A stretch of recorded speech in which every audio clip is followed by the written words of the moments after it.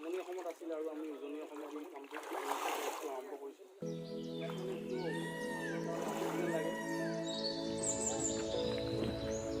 নমস্কাৰ, স্বাগতম জনাইছোঁ মোৰ আনটি ভিডিঅ'লৈ। আজি আহিছোঁ মৰঙীত এটা ফাৰ্ম চাবলৈ আহিছোঁ, কেজ কালচাৰ ফিছ ফাৰ্মিং আৰু বৈজ্ঞানিক পদ্ধতিৰে কিদৰে মাছ পালন কৰিব পাৰি যায় তাকে চাবলৈ আহিলোঁ আজি। এয়া মৰঙীত আছোঁ আমি।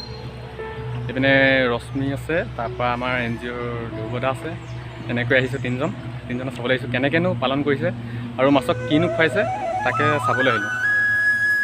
তো ভিডিঅ'টো আৰম্ভ কৰোঁ, চাই থাকক আপোনালোকক কেনেকৈ পালন কৰিছে, ইয়াত কেনেকৈ দানা খুৱাইছে, কি খুৱাইছে, কেনেকৈ ৰাখিছে, এইটো কেনেকৈ তৈয়াৰ কৰিলে তাকে জনাম আপোনালোকক। ভিডিঅ'টো শেষলৈকে চাই থাকক।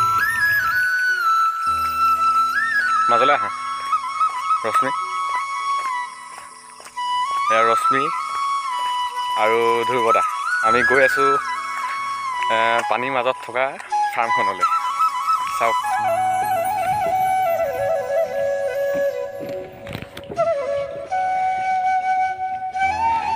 প্ৰায় 10টা আছে ইয়াত কালচাৰ কেছ আছে, 10টা কেছ আছে ইয়াত। 10টা কেছত এনেকৈ মাছ পুহিছে। প্ৰায় এটাত কিমানমানকৈ আছে দাদা? এটাত 2500কৈ আছে ন? ৰ'ব, এটাত 2500মানকৈ আছে ন? আৰু এইটো কেনেকৈ তৈয়াৰ কৰিলে আপুনি কওকচোন। কেজ কালচাৰ ফিছ ফাৰ্মিং বুলি কয়। ইয়াতে কিছুমান একুৱা ফ্ল'ট আমি ব্যৱহাৰ কৰিছোঁ। একুৱা ফ্ল'টবিলাকে আমাক এই গোটেই কেজবিলাক উপঙাই ৰখাত সহায় কৰিছে আৰু প্ৰত্যেকটো কেজতে নেট আছে। আমি 3খন নেট লাগে। এখন হ'ল মানে বাৰ্ড নেট চৰাইৰ কাৰণে, আৰু তলত 2খন নেট থাকে, 2টা লেয়াৰ থাকে। মেক্সিমাম যিখন মেইন নেট মাছৰ কাৰণে ব্যৱহাৰ কৰা হয়, মাছটো ৰাখিবৰ কাৰণে, সেইখন নেট আমাৰ 6 ফুটৰ পৰা 7 ফুট মানে তললৈকে থাকে। হাই কোৱালিটি, যাতে মানে কোনো মাছে বা অন্যান্য কিবা কিবি জীৱই যাতে ফুটি নেটখন দিব নোৱাৰে, তাৰ কাৰণে এইখন উপযোগীকৈ বনোৱা নেট। আৰু ইয়াৰ গোটেই বয় বস্তুবিলাক আমি বাৰাণসীৰ পৰা অনাইছোঁ, বাৰাণসীৰ পৰা আহিছে। আৰু কেজ কালচাৰ ফিছ ফাৰ্মিং বুলি কয়, হাই ডেঞ্চিটি। ইয়াতে মানে মাছবিলাক কম ঠাইতে যথেষ্ট মাছ পালন কৰিব পাৰি। আৰু এই পদ্ধতিটো মানে প্ৰথম জাপানত হৈছিলে। জাপানৰ পৰা কম্বোডিয়া, ভিয়েটনাম, থাইলেণ্ড তেনেকৈ আমাৰ দক্ষিণ ভাৰতত হৈছিল। তাৰপিছত নামনি অসমত আছিল আৰু আমি উজনি অসমত এই কামটো, এই প্ৰজেক্টটো আৰম্ভ কৰিছোঁ। আৰু ইয়াত মানে যিটো মাছৰ কাৰণে অক্সিজেন লাগে আৰু পানীৰ যিটো pH লেভেল, সেই pH লেভেলটো এটা মানে নিয়ন্ত্ৰিত ৰূপত থাকে। আৰু অক্সিজেনটো অভাৱ নহয়, কাৰণ এখন ডাঙৰ বিলত কৰা হৈছে আৰু পানীৰ যিটো গভীৰতা বিলখনৰ যথেষ্ট বেছি, প্ৰায় 20-25 ফুট। আৰু 20-25 ফুট গভীৰতাৰ পানীৰ ওপৰত এইখন উপঙি আছে গোটেই কেজকেইটা। আমাৰ ইয়াত সৰ্বমুঠ আছে 10টা কেজ, আৰু 10টা কেজতে আমি কেইবাটাও প্ৰজাতি মাছ পালন কৰিছোঁ।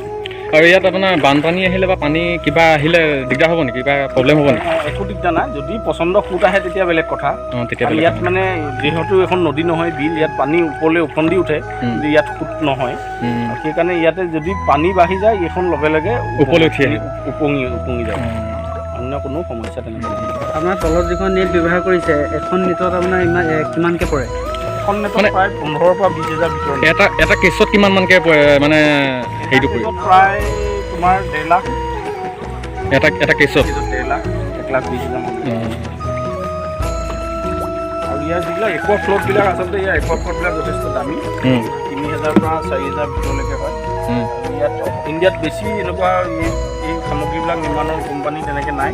এটা মুম্বাইত আছে আৰু এটা বাৰাণসীত আছে, এই ইয়াৰ নিৰ্মাণ কৰা মানে আৰু এইবিলাক ইনষ্টলেশ্যন কৰা কোম্পানী। বাৰাণসীত এটা আছে আৰু মুম্বাইত এটা আছে। ইনষ্টলেশ্যনটো তেখেতলোকে নিজে কৰি থৈ যায়? তেওঁলোকে নিজেই কৰে। এইটো মানে দক্ষিণ ভাৰতত বিশেষকৈ বিগ ডেমবিলাকত আৰম্ভ কৰা হৈছিলে। বিগ ডেমবিলাকৰ নিম্নাংশৰ যিবিলাক ৰিজাৰ্ভাৰ, পানী ৰিজাৰ্ভাৰবিলাকত এই কেজ কালচাৰটো আৰম্ভ কৰিছিলে ভাৰতবৰ্ষৰ। তাৰপিছত অসমলৈ আহিছিলে। আৰু এইটো হ'ল অত্যাধুনিক পদ্ধতি মাছ পালনৰ, সহজে কৰিব পৰা যায়। আৰু দানা দিব লাগে ইয়াতে, মানে অন্যান্য ইয়াতে নেচাৰেল ফিডটো ঠিক সিমান নাপায়, কিছু প্লাংটনৰ বাদে ইমান বেছি নেচাৰেল ফিড নাপায়। আৰু ইয়াতে আমি দানাটো দিব লাগে ৰেগুলাৰ, আমি 2-3 বাৰকৈ। দানাটো কিবা হেৰি আছে নেকি, কোৱালিটি আছে নেকি, নে সৰু ডাঙৰ লৈ মানে মাছৰ চাই? এতিয়া আমি যিবিলাক আমাৰ ইয়াতে মাছ আমি পোনা মেলিছোঁ, আমি আজি 20 দিনৰ আগতে আমি 1 mm যিটো দানা দিছিলোঁ, সেইটো দানা দিছিলোঁ।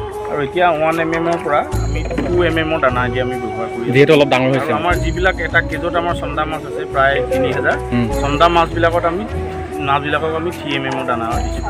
আৰু আমি এবিছ আৰু মৎস্যবন্ধু 2টা দানা দি আছোঁ। দাদা এইটো কিমান দিনৰ ভিতৰত এইটো সম্পূৰ্ণ হ'ব ধৰক আপোনাৰ মাছ ডাঙৰ হ'বলৈ ধৰক হেৰি হ'বলৈ? মাছ ডাঙৰ হ'বলৈ মানে দানা দিয়াৰ ওপৰত নিৰ্ভৰ কৰে। তথাপিতো এটা আমি ভাবিছোঁ যে আমাৰ যিটো 4 ইঞ্চি মাছ 4 ইঞ্চি আমি পোনা ইয়াতে মেলিছোঁ। আমি আশা কৰিছোঁ যে 6 মাহৰ ভিতৰত 1.5 কেজিলৈকে 1.5 কেজিলৈকে তাৰপিছত বজাৰ এৰি দিব পাৰিব। 6 মাহত আমি বজাৰলৈ এৰি দিম। চাওক 6 মাহৰ প্ৰায় 6 মাহৰ পিছত এই মাছ বজাৰত এৰি দিব পাৰিব। যিহেতু লোকেল মাছ সকলোৱে আশা কৰে লোকেল মাছ খাবলৈ। চাওক কিদৰে বৈজ্ঞানিক পদ্ধতিৰে ইয়াত মীন পালন কৰিছে। চাওক এটাত প্ৰায় 3 কুইণ্টেলৰ ওপৰত মাছ আছে। চাওক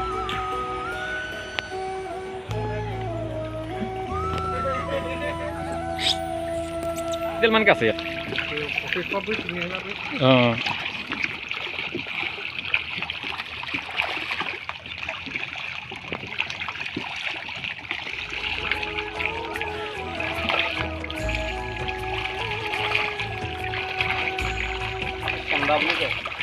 চন্দা বুলি কয় ন?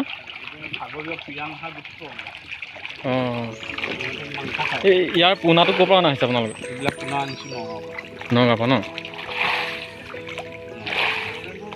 মানে গোটেইবোৰ নগাঁৱৰ পৰা আনিছেনে? নগাঁও ন?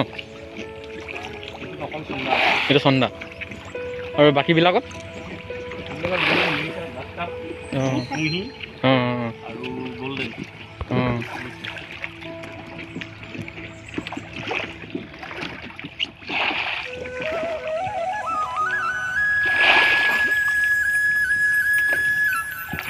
যদি কোনোবা আগ্ৰহী হয় ইয়ালৈ আহিব পাৰে, চাব পাৰে, 2-এটা কথা সুধিব পাৰে। সুধি পেলানি আপোনালোকো এই প্ৰজেক্টটো যদি কৰিব বিচাৰে তেতিয়া মীন বিভাগৰ লগত কথা পাতি নিশ্চয় কৰিব পাৰিব। যদি আপোনালোকৰ অঞ্চলত এনেকুৱা ধৰণৰ বিল আছে বা জলাশয় আছে নিশ্চয় কৰিব পাৰিব। যদি চাব বিচাৰে ইয়াত আহিব পাৰে, নিশ্চিন্তে ইয়াত চাব পাৰে, চাই যাব পাৰে। দাদাহঁতক সুধিব পাৰে কেনেধৰণে কৰিছে, কিমান খৰচ হৈছে, কেনেকৈ ক'ৰ পৰা প্ৰজেক্টটো আনিছে, সকলো কথা সুধি যাব পাৰিব। তো আহি যাব এবাৰ আৰু চাই যাব। তো আজিলৈ ভিডিঅ'টো ইমানেই। যদি ভিডিঅ'টো ভাল পালে তেন্তে লাইক, কমেণ্ট আৰু শ্বেয়াৰ কৰিবলৈ নাপাহৰিব। আৰু যদি নতুন হয় চেনেলটোত ছাবস্ক্ৰাইব কৰি দিব। ধন্যবাদ।